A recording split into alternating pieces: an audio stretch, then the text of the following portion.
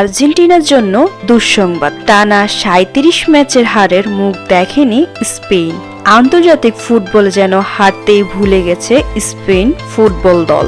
2026 football বিশ্বকাপের high voltage সেমিফাইনালে ফ্রান্সকে 2-0 গোল ব্যবধানে হারিয়ে এক অনন্য মাইল ফলক স্পর্শ করেছে স্প্যানিশরা।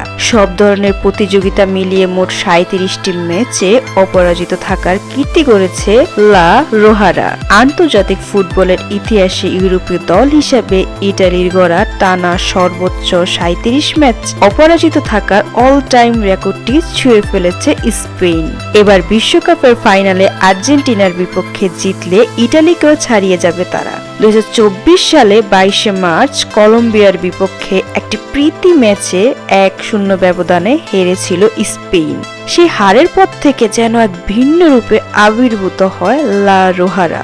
গত 2 বছর ধরে বিশ্বের কোনো দলই হারাতে পারেনি তাদের। এই দীর্ঘ অপরাজয়ের সফরে স্পেন কেবল ম্যাচ বাঁচায়নি, বরং প্রতিপক্ষকে রীতিমতো গুড়িয়ে দিয়েছে। এখনো পর্যন্ত মোট 37টি ম্যাচে স্পেন জিতেছে 28টিতে আর ড্র হয়েছে 9টি ম্যাচ।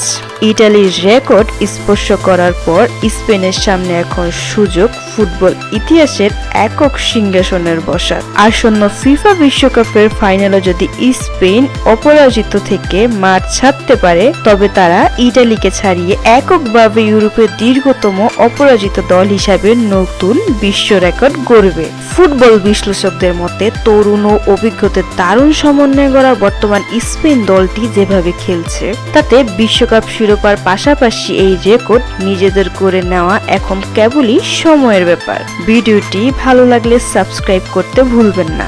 ধন্যবাদ এতক্ষণ ভিডিওটি দেখার জন্য।